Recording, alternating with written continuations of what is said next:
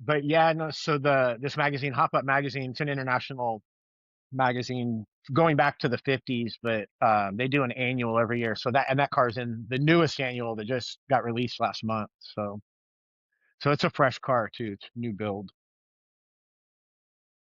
Do you actually drive them or do you let them sit and look pretty in the garage? No, they get driven. So the Galaxy, the car underneath, is my wife's. That's Cecilia's car. So we drive them. My son, my stepson, the 18-year-old, he's got a 1975 Chevy pickup that we over the last 2.5 years, he's worked. So my wife and her sister have a ramen restaurant here in town, like a traditional Japanese ramen, and so the kids have all worked there since it opened.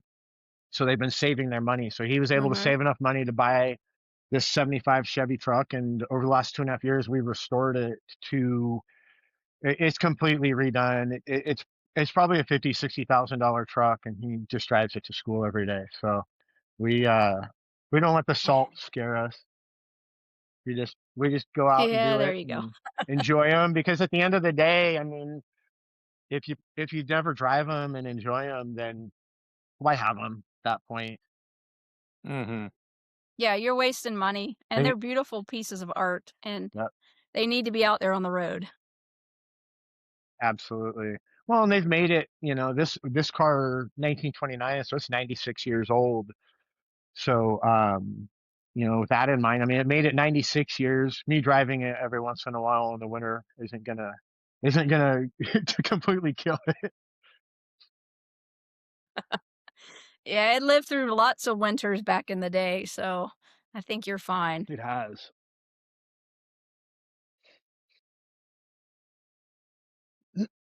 Yeah. Anyway, John. Yeah, yeah. Go ahead, Laura. You were Yeah, probably just going to jump into what I was going to yeah. mention Yeah. about your recent adventures here. Yeah, I drove down to Charleston the other day. The Eurofighter, the Typhoons were coming in from Vegas on their way back from Red Flag. And so I drove down there because I got frustrated up here and I like to drive when I'm aggravated. And so 4 hours later, I was in Charleston, got them coming in on a 7-ship formation, and then was gonna spend the night on the Charleston Air Force Base, but they wouldn't let me in without registering my ID, and the visitor center was already closed. So then a Yeah. friend of mine texted me and said, "Hey, you might wanna come back up to Wilmington because we're getting the, 160th SOAR helicopters, the MH-47s. Oh, They're gonna come in for a hot fuel." And I was like, "Okay, which is more rare, the Eurofighter or those helicopters?" He goes, "The helicopters." I was like, "All right, I'm driving back." So I drove back, got back at 11, and then the next day just camped out the airport and absolutely beautiful MH-47s all blacked out. I stood in the rain for like 30 minutes watching them on the ADS-B, and, I got a great video of them coming overhead. I'll send it to you guys on the chat, and I'm taking pictures, isn't that isn't and that then the when they same group that went landed. in and got Manduro? Is that the same group that Yep, went in and got it Manduro? is. Yeah, that's Yep. rad.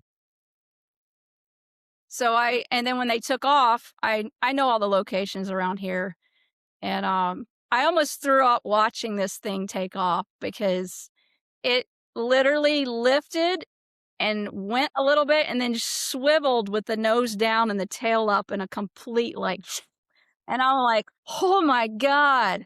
And this guy's hanging out the side just working on something, and I'm like, "That's freaking awesome." And it just made my whole day. I have the most beautiful photos I've ever taken, like a dead on shot of that Awesome. helicopter as it's just, like, banked straight on, rotors, like I did mostly a semi high shutter speed because I wanted to make sure I got the plane, but as it came in, 2 of them came overhead. I was in the cornfield, and they just, like, right over my head. It was just so beautiful.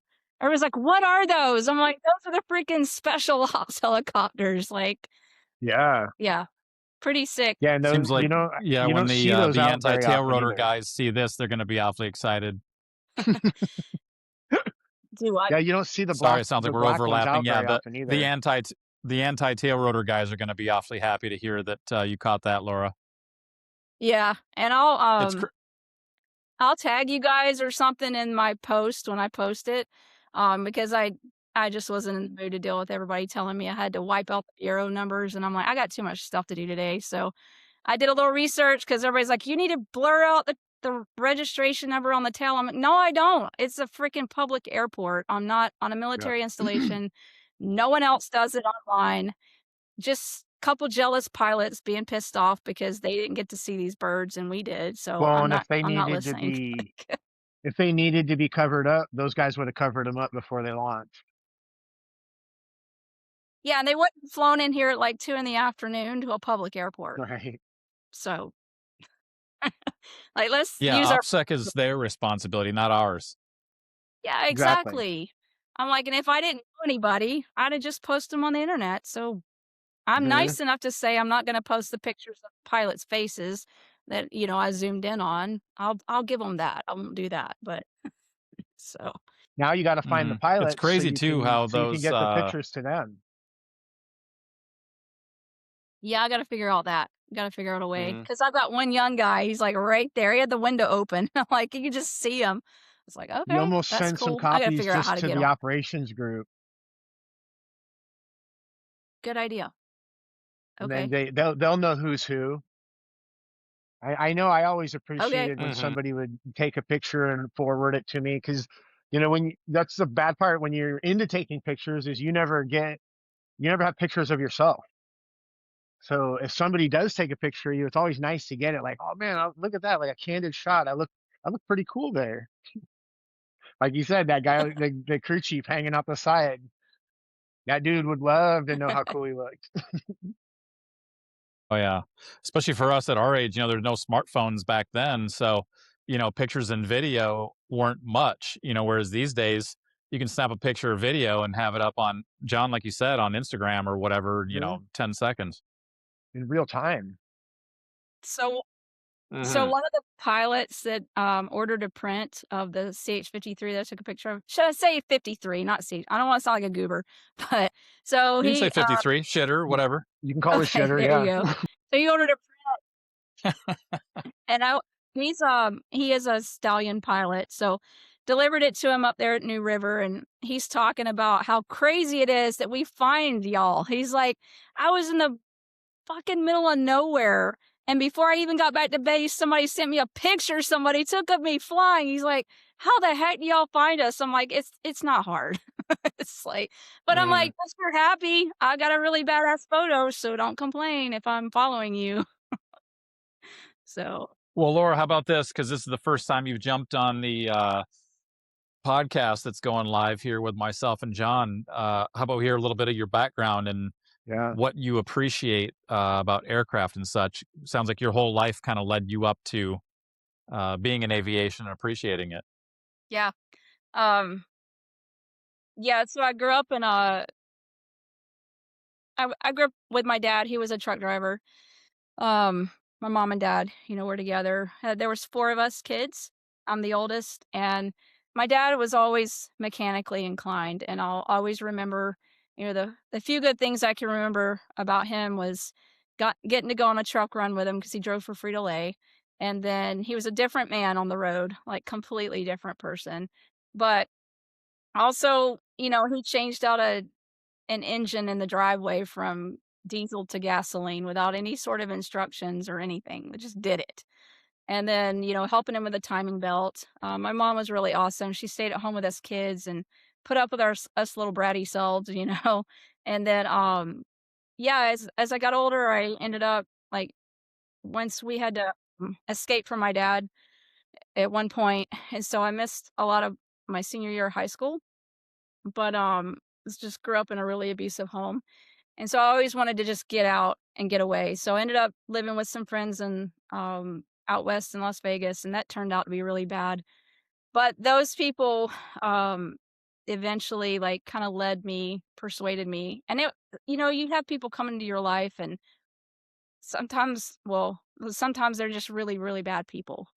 But there is a glimmer of hope. And I sometimes feel like if you can find the gold in the dirt of people, you can learn from it if you're willing to look at it that way.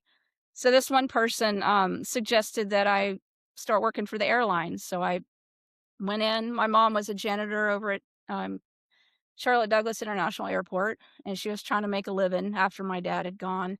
And she was pushing around these garbage bales that were taller than she was with the garbage on top. So I went and did that. And then, because I'm like, I'm at the airport. I want to be at the airport. I don't know why. I just always just started gravitating towards airplanes. So I worked as a janitor there. And then I worked and I took my test to join the airlines. So I worked for US Airways Express for slinging bags. So like kept staying in the field of aviation, even like cleaning toilets at the airport. Then I went and slung bags in airplanes.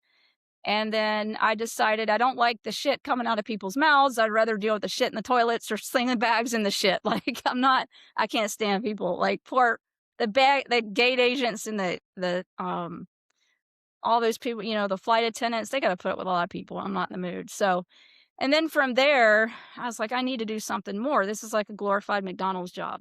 But I love being on the ramp around the 757s, the 67s, all of the planes, the little prop planes, coming in. And so then I decided I'm gonna go in the Air Force because one of my supervisors was Air Force. He seemed to be a good guy, but I'm like, I am not going to go in some stupid career in the Air Force. Like, I want to be on airplanes. I'm not going to be in accounting. I'm not going to be a cop. And so I went in the recruiter office and I said, I want to be a hydraulic mechanic on the plane. And he goes, well, you can't do that. I was like, that's fine. I'll go to the Army or the Marines. I would never made it through there. But I'm like, fuck you. You don't get to tell me. I'm coming in here. I'm going to be a hydraulic mechanic because I like to know how things move. Electricity scares the shit out of me because it can kill you without even freaking paying attention. You can't see it coming at you. So I got the job because he wasn't willing to let me go. So I went as a hydraulic mechanic, went through basic, did fine. And I chose the Air Force because I was like, nobody's going to physically hurt me. And that was a big deal for me coming from my childhood. And but so I knew they could never touch me, and that's fine. I could get through that. They can scream at me, that's whatever. So got out, went to Shepherd, and then I remember standing there and they're like, everybody around me is like, you don't want to get orders to DIAS. It's like, did you expect such shit? That's like the acronym for DIAS. And but I got orders to DIAS on the B-1, and I'm like, okay. And I ended up doing just one term, one enlistment. But it was fine. I had to spill in, to get out. But that whole, that 4.5 years, I got put on stop loss by I think it was the Obama administration, I think, put us on stop loss. Somebody did. Can't remember. Anyway, but yeah, that really was the best transition point of my life. I'm telling you right now, like, John, when I was watching your episode, I'm like, oh man, he sounds like so many guys that I worked with. And it's just, I learned, like, as a woman, I need to carry my weight, meaning literally pick up the fucking toolbox and get your ass on the flight line. You got work to do. One time I was just in a really bad spot. I told Craig this, like, this is so not like me, but I ended up punching my windshield one night. Had been drinking and driving, which is not something I would recommend anybody do. And I punched my windshield. And I get back to work the next day, and my friend who was my boss, he looked at me and he looked at the windshield and he goes, well, that was a stupid fucking expensive mistake. Grab the fucking box and go get to work. And I'm like, okay, cool. That was the mentality. And there was no woe is me. Like, if you're sick, it doesn't matter. Did you go to sick call? No. Well, then shut up and get out there and work, And it's like 12, 15-hour shifts eating hot dogs and Doritos like that and Gatorade, working on a plane, that 4,000-pound hydraulic system. It didn't forgive. That plane was not a forgiving aircraft. And to this day, I am very thankful and honored that I got to work on one of the most difficult freaking airplanes out there that does not forgive. It leaks all the time. It breaks all the time. There's just a certain, and you guys know it with the 53s, your community is tight because the aircraft isn't easy to work on, and it makes you earn your stripes, literally. But I loved it. I loved it and I hated it. Um, I miss the smells out there. I miss the smell of hydraulic fluid. I miss that energy. I miss that feeling that you're family even if you hate each other. And I also miss kind of being able to tell people how fucked up they are if they don't do their job right. I mean, I can't do that in the real world. So, I got in They don't trouble like for it. that when I got out. I was yeah, like, "You're fucking lazy. What do you mean you're like?" And then I got written up for that. So, but ultimately, I have people that took care of me when I was in. There's a couple people like I was in a situation where I was making some bad decisions, and one of their newest commander of the squadron, Colonel Woody, he just sat me down instead of writing me up. He goes, "I'm not going to give you an Article 15." He said, "That will kill your career and you're almost done." He said, "But we're going to move you to another squadron. We're going to separate you and the other people." But he just had this demeanor of a father who cared, who knew I was making a bad decision, but I wasn't a bad person. It wasn't like this is my first error. And he saved my life because he just put me somewhere else with the understanding that that was my one and only chance. And I'm still friends with him to this day on Facebook. But I remember him, my friend Edward Rodriguez, Rodzilla was his name. He was the one that told me to shut up and get out of flight line, even though I punched my windshield. But he was the good guy, and I still keep up with him.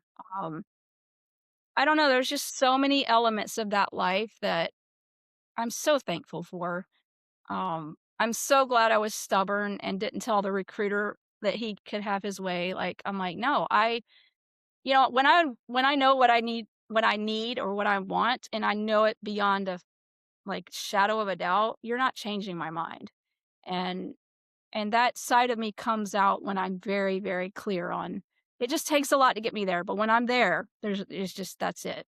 Um, so yeah, I ended up getting out in 98 right as they were on their first Afghanistan mission. So I got to stand below, a fully loaded B-1 with 80 500-pound bombs up inside of it.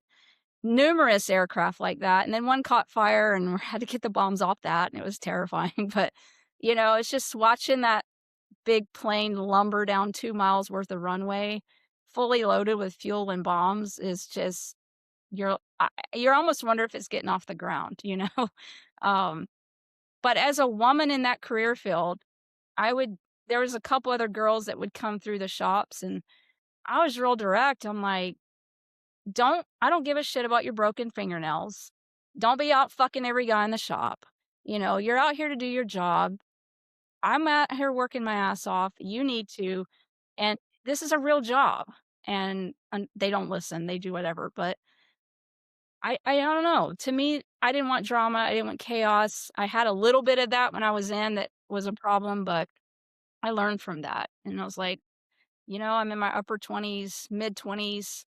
I got to figure shit out because people are very creative in the military with your punishments. So I don't like that creativity. And a lot of it was, you're going to wash rack. So, wash rack on the B-1 in the dead of winter, that's the Mhm. perfect punishment. I can tell you that right now. It's just, so I learned, and I have to laugh because you don't need to beat people. You just find creative ways to make them suffer. And that's all you need to do. Mhm. Like, and just that's it. But so yeah, I had many nights because this is like, what was it? When did I go? 90, what is it? 98. I got out. So no, I went in 98, got out in '02. I'm sorry. I'm like my dates are all wrong.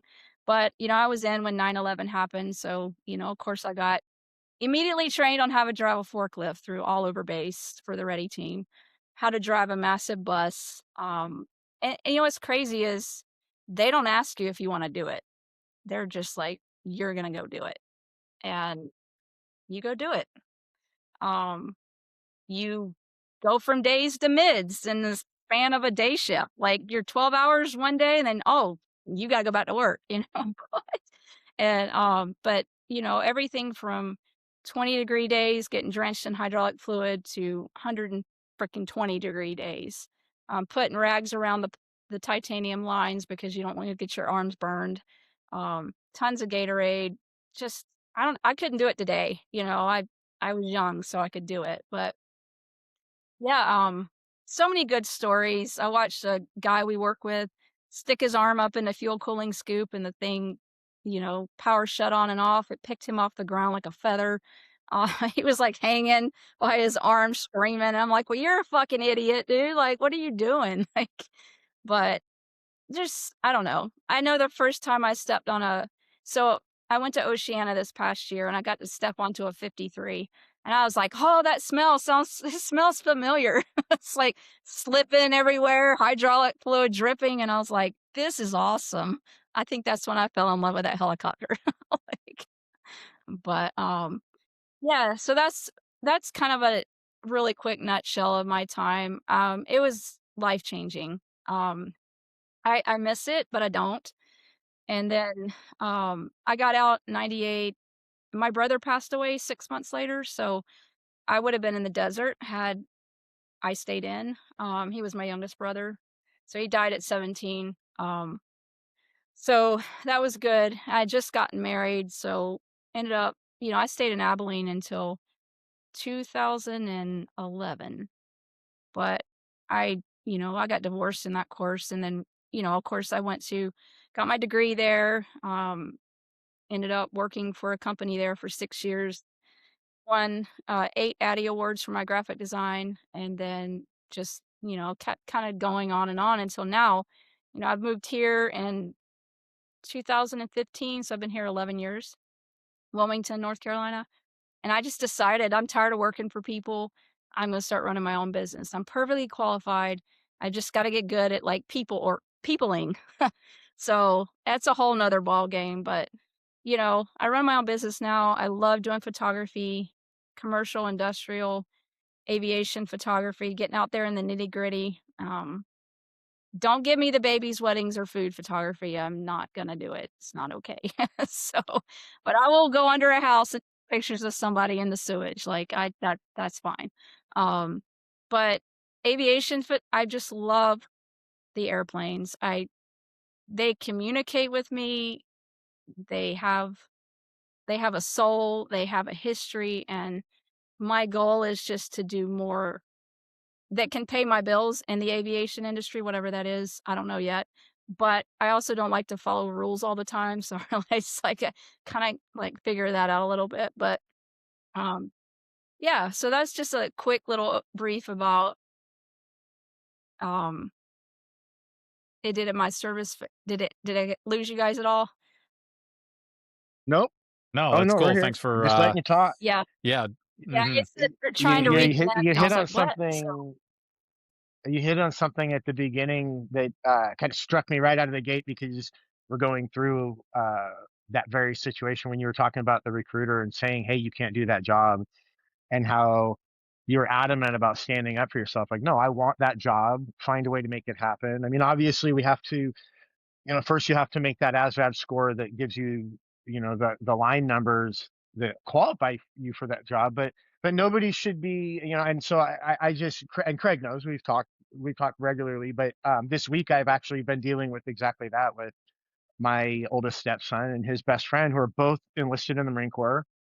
Um, Johnny's leaving sooner in June, but he has he was feeling down because he's essentially being told he didn't wasn't really walked into a job. Like, he has this unknown future as the game day approaches, and um how advocating for yourself, how important that is, because recruiters have numbers they have to meet, and sometimes getting those jobs that you want, they might not be available. Sometimes they have to make horse trades and do extra work, and not everybody just wants to do that naturally.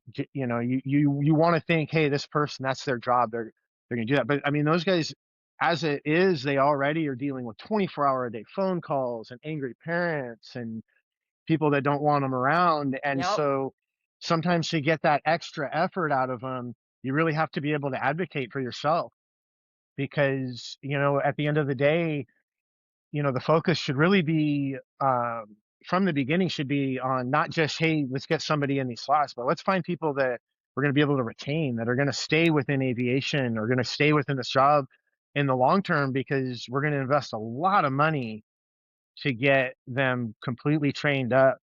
Um, and so if you're not giving them that, and they leave for basic training, regardless of what service branch they're in or how hard or easy it might be, if you're looking forward to not knowing what the future is going to bring for you job wise, and that's not the intended path you want to be on, it's going to start your experience out in a poor manner. You're not going to be the retained person. You're not going to be the person that's excited and motivated to get to work every day. So that, like I said, that really struck me because, I mean, I've been at nauseum speaking with Joel and Johnny the last week, just really driving that home about, hey, you guys are 18. Mom can't Mom can't go and advocate for you. If you want something, you have to be able to communicate that. You have to be able to protect yourself.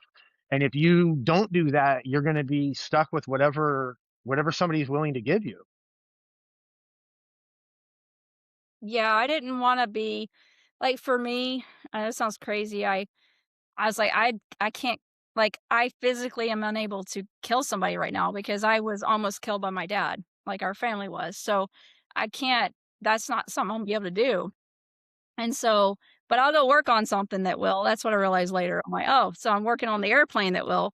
But there's a lot of discipline and things you learn as, you know, an aircraft mechanic or being around airplanes. I tell people this, there is no second chance. Like I was on the one day we were out on a job, plane pulled back in, it's pissing hydro fluid out of the SMUX actuators off the side panels.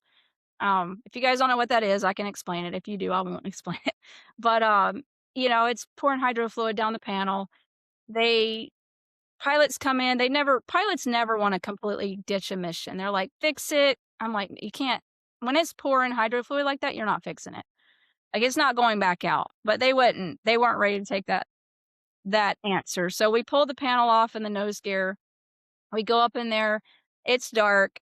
We're trying to find where the leak's coming from. And I'm expecting to see something gushing. And I'm shining a light, and I don't see it. And then I see it. And it's a pinhole pouring out of this actuator. And BJ goes to put his finger over it. And I just punch him. And he's like, what? And I'm like, what the fuck are you doing? And that's where that training comes in that you don't realize came into play. I didn't realize in that moment, I didn't think about what I was doing.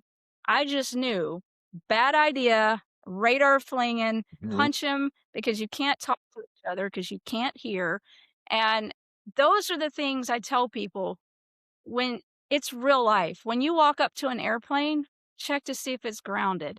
Otherwise, in the Texas heat on a freaking August afternoon, this plane's been sitting there for a week. You're going to die if it's not grounded. Maybe, I don't know. The storms, the tornadoes rolling It'll through wake you there, the up. electrical charges. There you go. Yeah, wake you up, put you to sleep for good, maybe. I don't know. But, everything from pulling those heavy mules up to the airplane that have all the hydraulic hoses. I hated those things. I was like, oh man, we're going to blow a mule up because you had to get all the air out of them. And I mean, there's just so much of this adrenaline style, but you can't screw up in the adrenaline because you're going to lose something. And it's not going to be, I just lost my wallet. It's going to be, I lost my finger. There's a life lost. Now I'm getting written up. It's just bad. And then if you decide you don't want to show up to work, that's bad too. So you got to freaking get your shit together, whether you like it or not, and go out there and work. And I'm not saying that. And one thing too, just for the people who don't know about the significance of a pinhole in hydraulics, at least on the 53, and I'm sure on other aircraft it's similar, but at 3,000 to 4,000 psi, hydraulic fluid, and you put your finger up against that, it's going to cut you open. It's going to fill your flesh up. I've heard of other stories happen like that before where, yeah, a guy put his finger up against that and like filled his finger or his hand up or something like that. Like, Yep. you're permanently damaged. Yeah. And I tell people, well, go grab your pressure washer from Lowe's and run that across your hand. That's what, 100, 200 PSI? It doesn't feel good. So, and the guys also have creative ways of making you feel stupid when you do things like wear a ring. Like, oh, you're gonna wear your ring, Lori? Oh, that's so awesome. You're engaged. What the hell's wrong with you? You want to keep your finger like there is nothing left untouched that they will not give Mhm. you shit about. Oh, And like I said, it's a I've seen that creative injury way before. to enforce. Oh, yeah. Yeah. I've seen pictures I've that seen was a picture, but The pictures are bad, but until you see it in person, because I was one that was like, oh, I'm gonna be a good guy, I'm gonna wear my ring, and I would occasionally forget to take it off, and then I saw it in person. I'm like, yeah, no, I'm good. I haven't worn a ring since that day. I won't wear a ring. Period. mm, but I'll also say there's a lot of strong personalities. There's a lot of tired personalities. There's a lot of people that just you're there and you're grinding it out day after day, no matter what they want. And you meet a lot of abrasive personalities. But I've always said this too. The great thing about working with men, like there's goods and bads working with men and women, but you can tell each other how you feel. And they're not going to hold it for 50 years against you and then go behind everybody's back and screw you over. Like you're going to know straight away if they hate you or they don't. And then you can work from there. And, at least that's what I You can appreciated. negotiate a truce. And even, yeah, yeah. And Legitimately, I mean, sometimes, like, we all recognize this, yeah, you that can. like that at the end of the day, we can't. None of us can do it on our own, and sometimes you have to let the grudge go because you need it for forward progress. Yep, true. And so I look back on that time and I thought, man, there's a lot, you know, I hope I came across as someone that would carry my weight. That's what I tried to do, and I had people that would have told me if I wasn't carrying my weight. There was no option to not carry your own weight. But I got an argument with a girl here in Wilmington who was a film director, and she was like, "I think girls should be Navy SEALs and we need to make that happen." And I said, "Great. Can they actually make the training and be successful? Because if they can't, they don't need to be in that." And I said, "I'm not gonna argue with you." I said, "Have you ever talked to women in infantry? How many of them actually wanna go do that job? Like, they don't wanna be out in the middle of fricking the desert worrying about the dynamics between men and women. Like, you guys can't even stay out of each other's bedrooms here.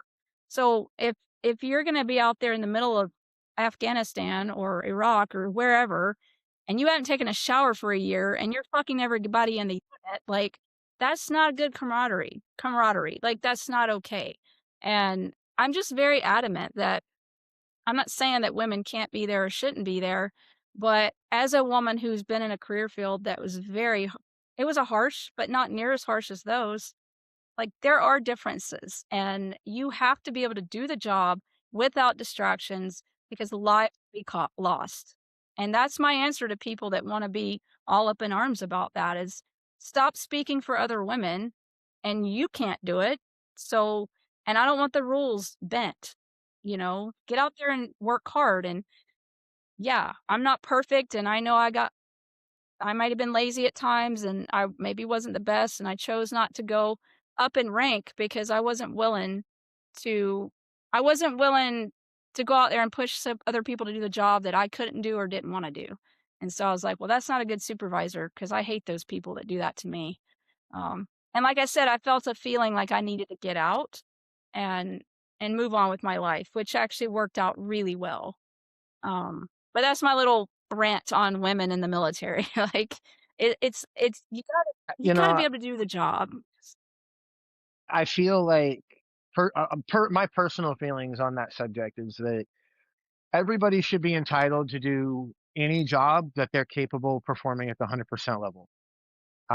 Nobody should be given a job over somebody who's more qualified, better suited, or anything like that. But can satisfy the qualifications, absolutely. But unfortunately, like you said, with like the Navy SEAL type reference in the infantry, a lot of times the people that are screaming about that are non-participants. They have no concept of the Correct. of the of the scope of what they're talking about because they've never lived it. And when you actually talk to the people that have gone out and lived those things and done it, it's a very different sentiment because they recognize that, you know, like you said, with wanting to go do that job. I mean, being on a B-1 is, I mean, that's top tier. And and you were talking about people are abrasive sometimes. You're dealing with people that are living their life in third gear on like whimbering in the fight or flight mode at all times because you're putting yourself there. You're out there doing dangerous things and um so that like and it takes that type of person to be there, but it's not a forgiving world. There's no room for, I want to do this just because I want to do it. Like you have to be able to pull your own weight or somebody is going to get hurt around you. Yeah. I'll Yeah, it's forget. a good point that yeah, it's not just a guy or girl thing. It's weird how people throw this blanket stuff out there and say, well, it's only men. It's like, well, there are plenty of men who can't meet the standards of a lot of the training that we've done before. So you don't just get like a free ride and it's like, oh, okay, yeah, you're a guy, so here you are, day one of the job, like have a good time. It doesn't work that way either. Mm-mm. Plenty of guys who, yeah, can't meet that standard.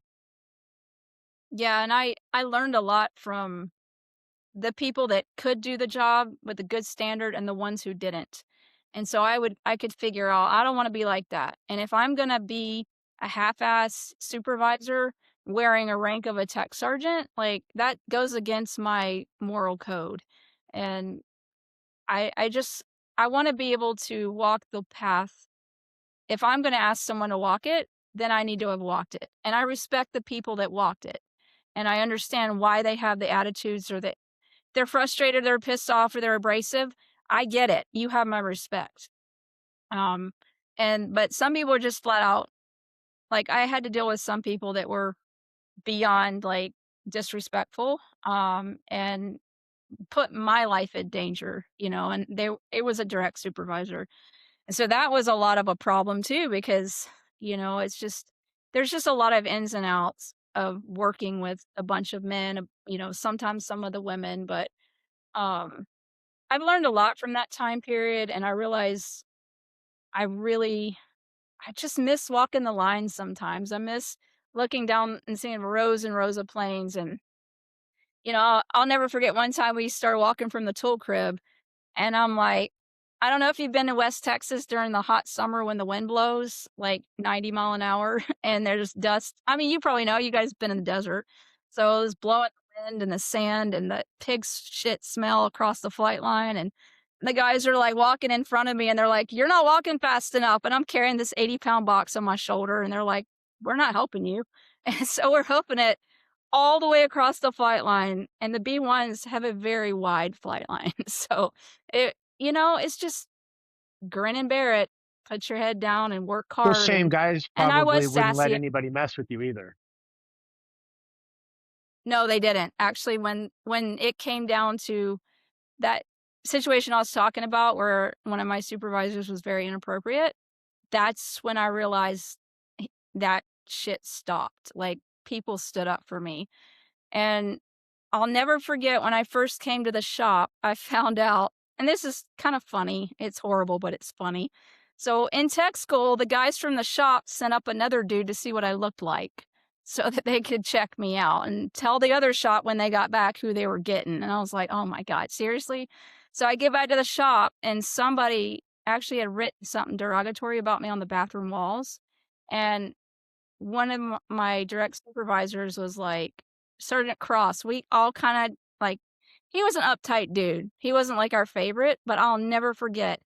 I found out later when I wasn't there, he pulled a special meeting for all the guys in the shop and he ripped them up one side and down the other. And he said, you will not, like, he chewed their ass out to the point where nobody bothered me anymore. I was like, really? Like, I didn't realize I was worthy of that. And it was just incredible to know I had the respect. Just do the job, and be good at what you do. and be willing to get in trouble if you screw up, be willing to be humbled, go out there and work like everybody else. But when you start introducing harassment and things like that, and guys are guys, they're creative with the things they say, and that's fine. But when it borderlines on a different level, it has to be stopped, So I'm glad they did. Absolutely. E- Everybody But everybody should be able to feel safe to go to work and not be harassed for any male, female, whatever. We all, remember the hazing. I was around for the hazing days. And, I remember, asking myself, why would you want to treat why do you want to beat up everybody else just because you got beat up? You should be able to be like, hey, I didn't like that, so I'm not going to do that. But, and I don't like giving people a pass. I very much, it bothered me when I would get a female mechanic and instantly one of the guys in the shop's trying to date her. And it's like, dude, you know the rules. The moment you guys start dating, one of you is going to be an expediter because we're not going to have that in the shop. But at the same time, like I just, my wife was a Marine and I hear stories and, it's unfortunate that I don't know a female veteran that does not have at least one story of just gross misconduct on a male service member's part. And it bothers me that we, I don't want to say we give ourselves like we try to give each other a pass or whatever, but just that, um, people don't speak up. 'Cause, I mean, essentially, you are giving a pass if you don't speak up. I mean, and people should at every level should be speaking up about that because it's just, I mean, y- you're not even giving that other party a chance to do well because now you're adding these extra stressors that nobody should have. They're worried about, especially when you get staff NCOs trying to hook up with junior troops, and you've got this situation where they're afraid of what their proficiency in conduct markings might be like, or what repercussions may come, what might be said about them. And it's just an unfortunate situation within all of the branches of the military, the DoD as a whole. yeah, and Yeah, I even recall even a friendship between a staff and CO and a then Lance Corporal female, and yeah, that it created tension outside of that for other people because then supervisors and senior people couldn't, give her the proper direction and things like that because they were afraid of what that staff and CO was going to do. So it's a very unfortunate line that some people are willing to cross. Creates dissension. yeah, and I also yeah. Yeah.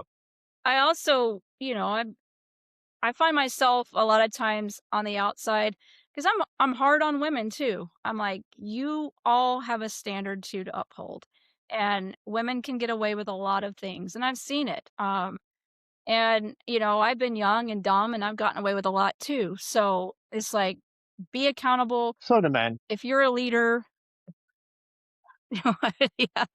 yeah, and I'm getting all serious and stuff, but it's like, I know there's leeway for like the playground or whatever, but it's ultimately you gotta it's just life. Learning how to be human, learning how to figure it out. Like what makes you human, right, Craig? We were talking about that before.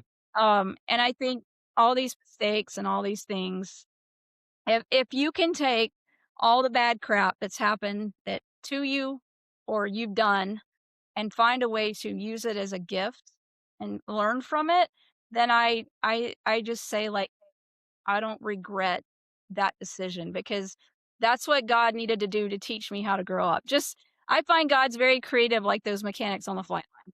He's creative with his teachings, and I'm like, all right, I got it. I don't need the brick upside the head. I got the feather, or I got the drops of sand. Like, and sometimes I just need to be walloped with a fist from God. You're like, what the fuck are you thinking? But yeah, I think it's important. But I feel You know, that every kid.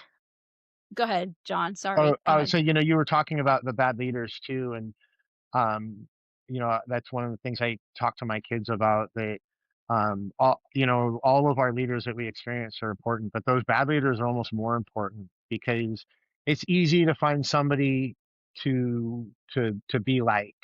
It's harder to recognize, hey, this guy is not a good leader, and I need to instead of just hating him as a leader, I need to be thankful that I got to learn this, because you have to learn the bad leadership through experience. So being able to recognize that and say, hey, instead of being upset about this, like, I mean, obviously you're upset about the situation or whatever, but taking that moment and reassuring yourself, hey, I just learned something that is bad leadership, and I'm going to make sure that I don't do that, A, and B, pass this on to other people that I come across, so that they know, hey, like, this isn't okay. When you experience this at work, it's not okay. Like, this is bad leadership. And so that I think that's really important that you see that and notice that, because a lot of people just don't.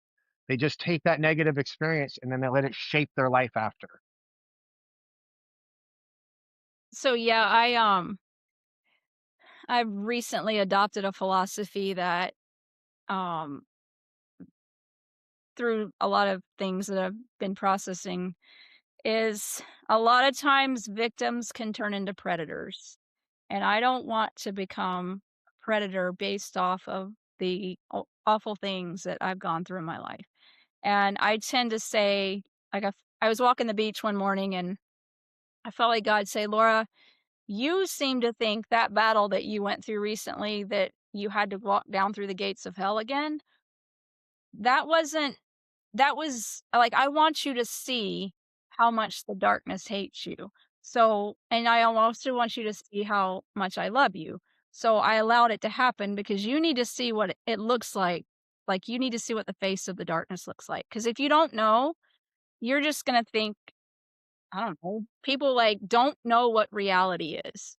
And we're turning everything into AI. And it's like, well, what I mean by AI is the sense of, like, we're gonna go home and watch murders and stuff on TV, but then we can't handle seeing it in real life and we wanna shut it out. We can't, we're gonna watch sexual assault on TV as a TV show, Law& and Order, but we can't handle the people that actually went through the sexual assaults and listen to them talk and give them an ear.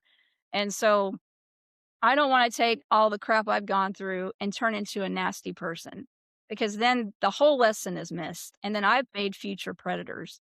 And, I watched a guy at the airport the other day, like, it it really was hard for me to see this, but he had 2 little kids. One was, probably 4 and 2, and I know little boys are little boys. Like, I have 2 brothers, I got it. But this father, like, sucker palm punched his son in the chest, and the kid went flying backwards. And I was like, that was wrong. Like, my gut was like, that's wrong. But then I'm like, what am I going to do? I'm a single female sitting here alone in the truck. Like, if this guy's going to do this to his son, like, but, I did have sort of a prayer for that guy, because I'm like, he doesn't have a disciplined anger. His anger's undisciplined.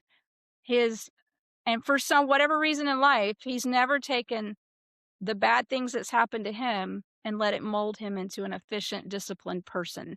And that, I just looked at that, I was like, I don't ever wanna be that. Now, I don't have little vampires with diapers running around, that's what I call them. Sorry. But Climbers. sorry. Yeah. And Yeah, right? you're talking about not wanting to let that, your past turn you into that being who you become in the future. And it really, when we think it's too hard or whatever, and I don't remember who I was listening to, but somebody said this. I'm not going to have it worded exactly the same, but he said something along the lines of, like, you're batting 1,000 right now for taking care of, like, making it through everything you've been through, so you can make it tomorrow still fighting it, because you've made it. Everyone, you've batted 1,000. You've never struck out, because you're still here. And letting those things take over and turn you into that is the same as quitting. Just it's I mean, that recognition of it and that work, it's hard. You have to do that work, and that's it. Some people just aren't strong enough to do that work, and they strike their children. They can't control they're not in control of their own internal operating systems. Yeah, and I Yeah. think about that a lot, of what makes a predator. And it's like, well, there have been moments in my life where I wasn't a good person and I hurt people. And then it's like, okay, I don't know what the dynamic is, and I have a really good gut instinct a lot of times, but I'm also very aware that at any moment in time, my life, like, I could have had children, be pushed to the limits where I have a bad day at work. Like, I'm not making excuses for this guy, but what I'm saying is there's got to be a line between making an excuse and holding oneself accountable.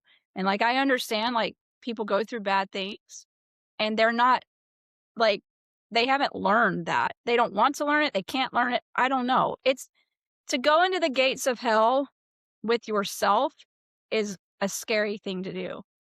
And I tend to go out into the danger. And I tell people, if you're going to go to hell in your mind, take Jesus with you because he's the only one that came out alive. And I haven't always done that, but I've paddled out on the ocean a mile out to sea in a storm. I've faced this darkness and I put nature and it together. And I have this crazy plan, this idea. I don't know if it's smart or not. It's probably not smart, but if you get out into nature and you realize you're going to flipping die, you really learn who you are. And I've learned who I am because I was in moments where I actually had to live. I realized I wanted to live because it was scary as shit and I was going to die. And so it didn't matter what I looked like, how much I weighed. What mattered is where I went in my mind. And I remember when I hiked up that at Salmon Craig about that 20-mile hike I did with Chad Wright with the what is his, he's a retired Navy SEAL. And I got invited to do the basic course. It wasn't a basic course, but there you go. We hiked 20 miles in the Nantahala Wilderness. And I remember moments where, if you look at a car and you hit the RPMs, like the red, and then I remember my needle going, you're going to take 1 RPM higher and you're going to lose your shit. And I had to talk to my knees. I had to talk to my toes. I had to talk to my brain. And I had to physically tell myself, if I don't keep walking, nobody's coming to get me.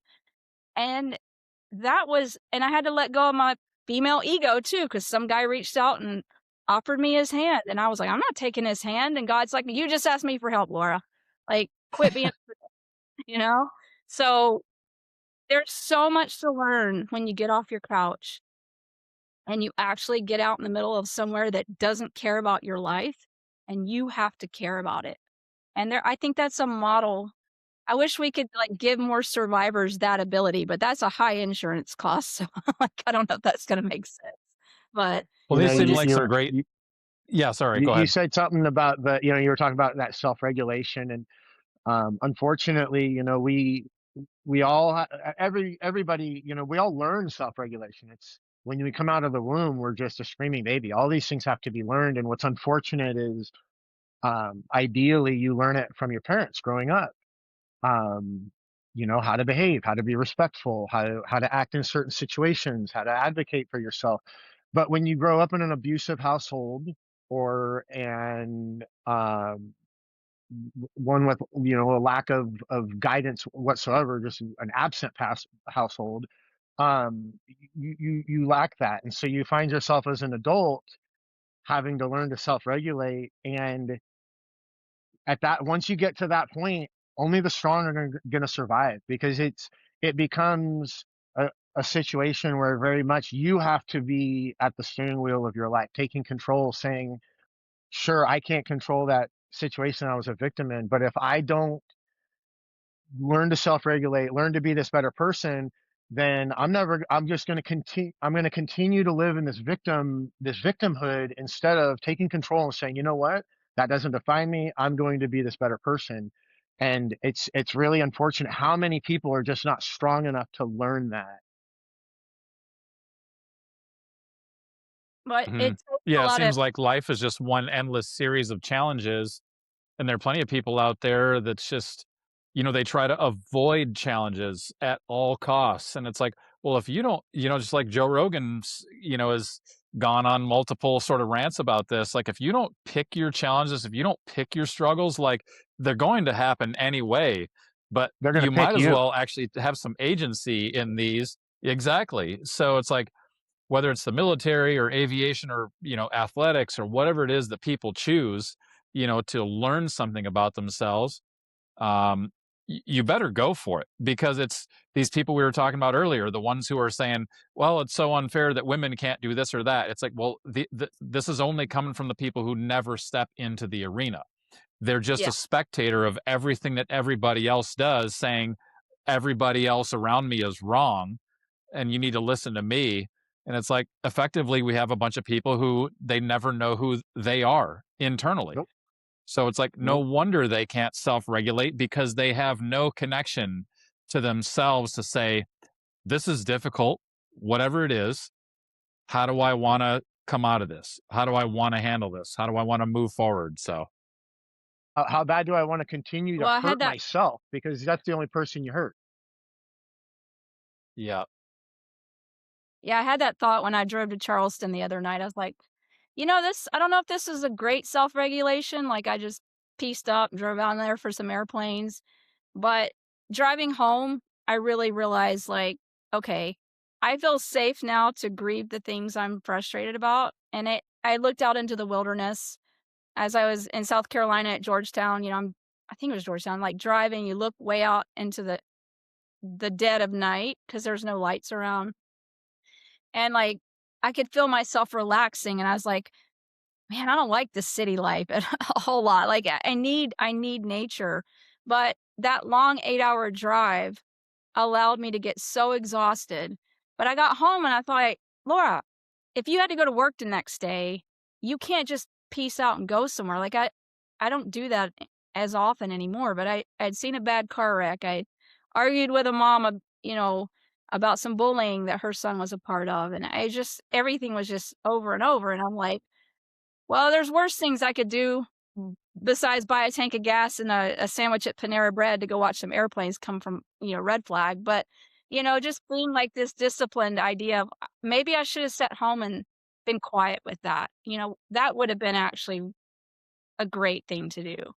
But I think we just learn. I just learn, like, being grateful for all the experiences I've gone through, the people I'm meeting randomly, because I just wanna go take a picture of a helicopter on a Friday night, and then I meet you guys, and that's also why I felt so moved to, like, to do that thumbnail the other night for Steve. I just felt really moved because his son looked like such a good kid, and it was just his time, and it just sucked. That story, like, I cried. I was like, "Wow, this kid he was just doing his job," and it was just so many things added up, in my opinion, that could've, would've, I don't know, but it's like he was an angel, and his passing allowed more people to be brought together, and I kudos to Steve and his wife and his family, like, they like, when my brother died, my mom didn't want to meet his donors, of course, of his organs, and she cleaned up his room, and we put his stuff away, and we just moved on, and they don't it's just we can't talk about it. And I really applaud Steve and them, and I say, like, it takes a lot of courage to reach out and bring families together who still can't move beyond, "This was God's time for my loved one to pass. Let's see how we can turn this into an angel moment," or, Mm. maybe he was meant to be here for other purposes than just my son that I'm gonna see get married and have kids. Um, but I firmly believe, like, I don't know, I told him, "Well, next time I go to Arizona, I'd like to reach out to them and, have coffee with them or something," and I'd have never met them if I had met you guys, and then I don't know, it's just it's really awesome to be open to experiences, even if we're broken people. Like, don't give up. Just be open to an Yeah. experience for good, You know, and as I long as told you Got Craig to don't let say, after, not broken. Yeah, yeah, that's if we good. if we tell ourselves we're That broken, then that's a no good point. room to rebuild. So we're never broken, especially as the VA and everybody wants us to believe that veterans are broken. So we can't use that word against ourselves. Thank you for yeah, saying that. Yeah. I would say, I like, told, oh, go ahead. I told Craig after we talked to Steve, and I had, beforehand, I want to, wanted to see who I was talking to and who we were talking about. And I went and looked through pictures, and I had told Craig, I said, it really hit me when he was talking about that Alec was on the jump seat when they went into the mountain, because Sergeant WTI, that's where I was. That's where I spent my time. And so just when you start thinking about how many times could that have been me, and I'm still here, so you know it really makes you think and be appreciative for the fact that, I mean, I played that game for a lot of years and came out with all my fingers and toes. We really got to appreciate when you look back, and it's like, it could have all it could, I could not be here today. It could all be over for me too. And I think, it's important to recognize, just that, a lot of times we sit and we bitch about our country and the things that are going on. And I mean, every one of us won the fucking lottery being born in America. I mean, could you imagine? I mean, Yeah, we could all be living in mud huts in Kenya. You have a higher likelihood of being born in India than anywhere else on the planet. And I got to be born in Southern California and grow up at the beach.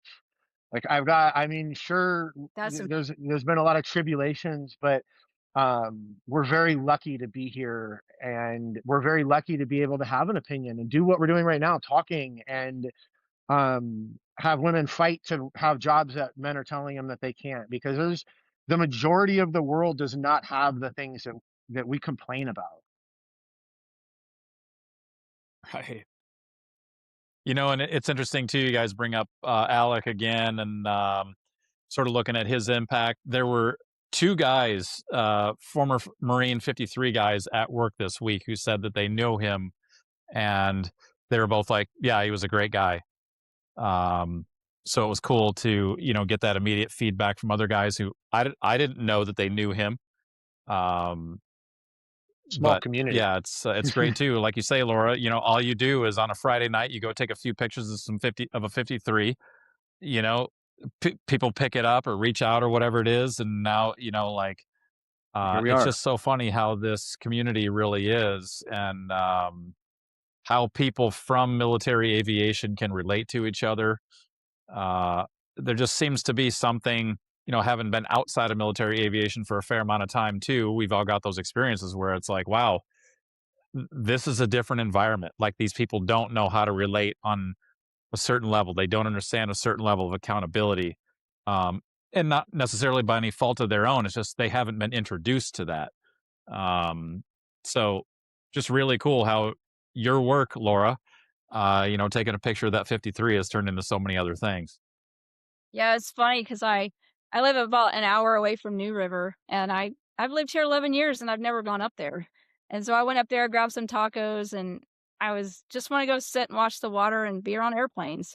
And I go on base, I'm sitting there by the water, and I look over to my left. I'm like, whoa, that's got a color tail. Like that's colorbird. I'm like, what?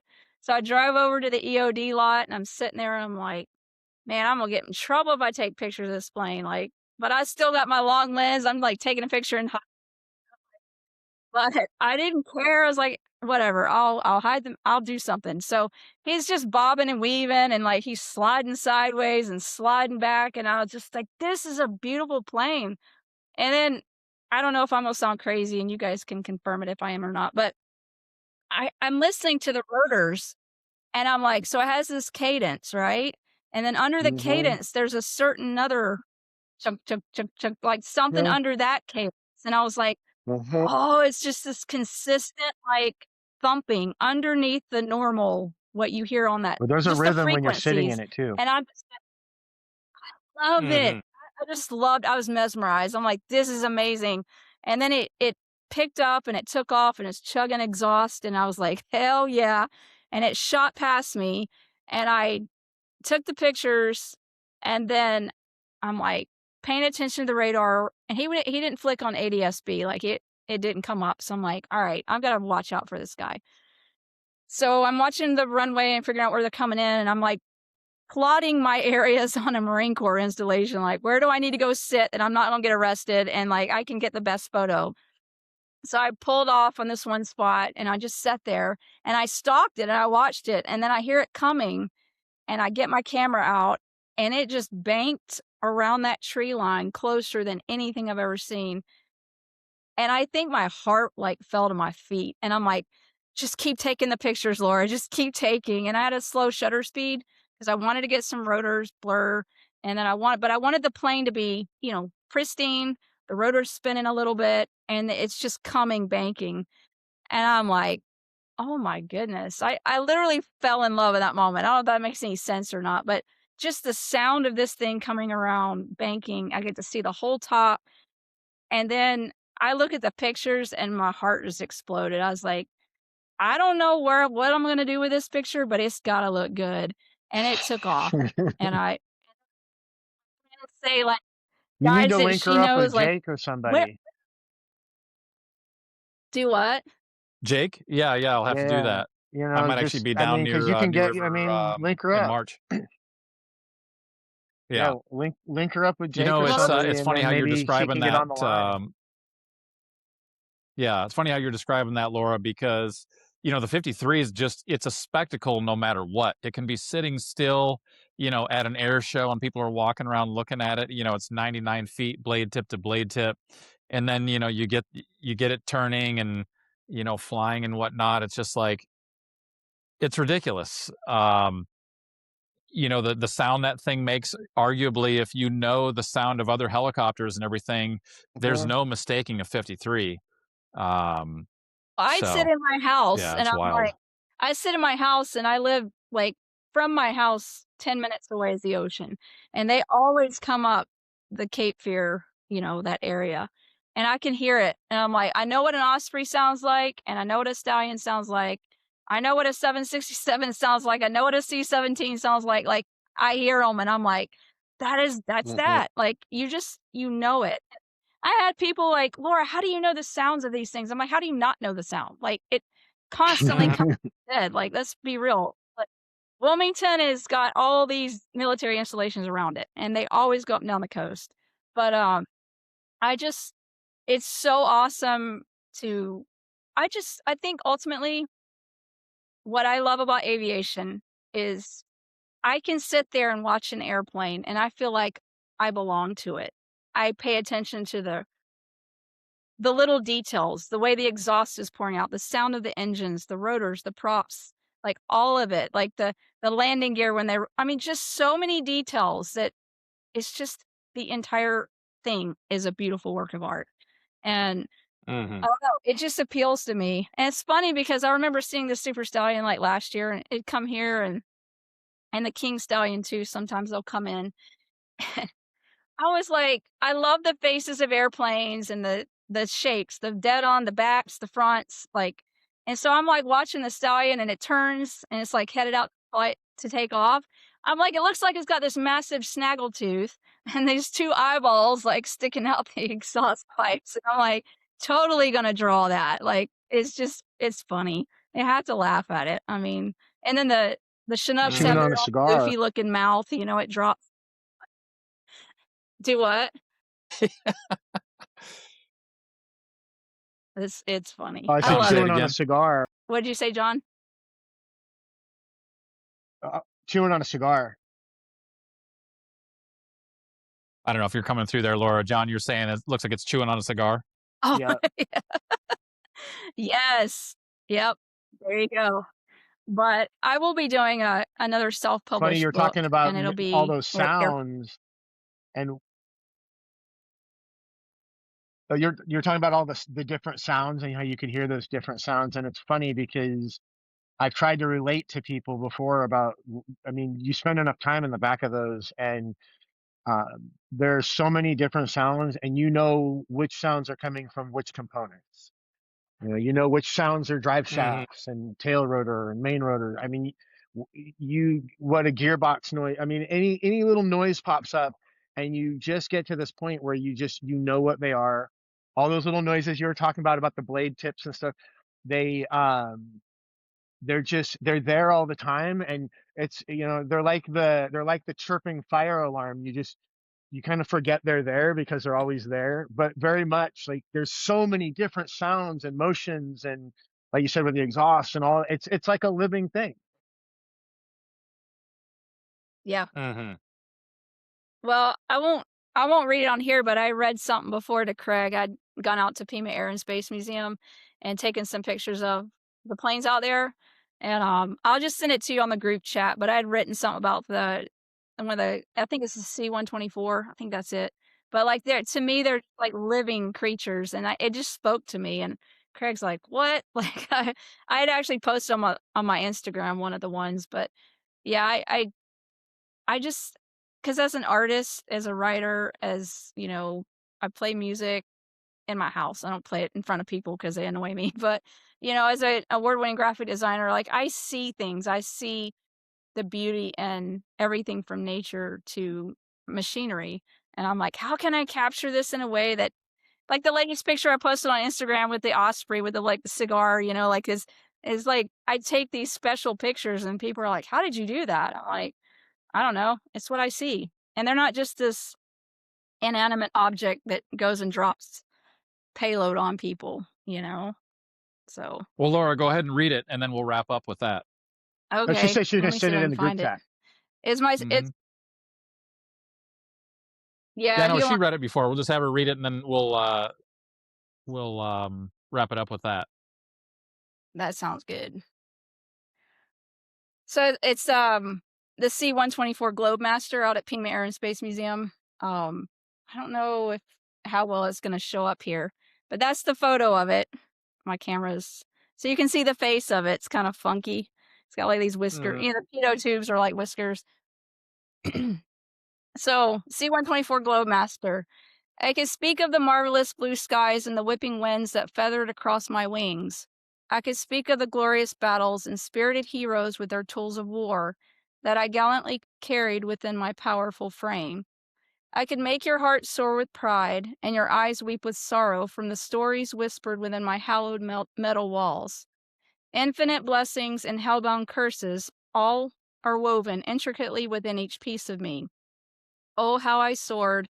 Oh, how I beamed with glory! And oh, how I took such pride and loved every moment of my dutiful life.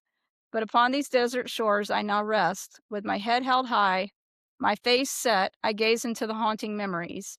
You may stare upon my essence, hoping to see a glimpse of my life, but only those worthy will ever truly see who I am beyond this dirt-laden graveyard and the corpse I have become. So there you go. That's awesome. Thanks for reading that. Yeah, You're that's welcome. awesome. Thank you for reading Mm-hmm. that. You're Mm-hmm. welcome. It's a little bit of sappiness with an airplane, but hey, that's what they're about. I love it. Well, I it love seems Well, like it it because I takes very much look. people like us with the experience to. Seems like it takes us, the people with the experience who have, poured in blood, sweat, and tears, as they say, to be able to recognize that, in these machines.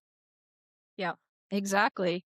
And Yeah. they carry us where we need to go, and I think that they're worthy of our respect. So, Mm-hmm. but Well, I love it well, thanks because I very guys. I've much look enjoyed it. at these mechanical items, whether it be an airplane or these vintage cars or whatever, like they all really do have a story. They've done countless things before you're part of their existence, and you get to be this small part of it. And um, I know that it's a weird sentimental side to look at these inanimate objects that way, but when you're the one that they are carrying around, you have a different perspective of their service. And so I think that that's really great because I think that's a perspective that people or most people would just see an old airplane sitting there in the desert. They wouldn't think about all of the things that you listed out there. So again, that's an awesome poem. Yeah. Yep. Well, when my book All comes right, out, guys. Well, thanks. Uh, yeah, go When your ahead, book Laura. comes out, go ahead. when my book comes out, I'll give you. Yeah, so I'm gonna create a book and self-publish a book for airplanes. So, I'll Awesome. get you guys one when I get it done. All right, looking I forward to was I that. was the kid I Yeah. was the kid with the Jane's airplane manuals all my life growing up. So I'm a huge fan of print work with airplanes, and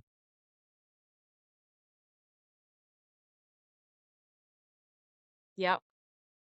Well, I'll get you guys one. All So right, that's guys. Well, thank good. you. Great talking to you All guys. right. Sounds good. We'll do it here again before long. I love it. Awesome. Yes. Talk to you guys Let's do later. it.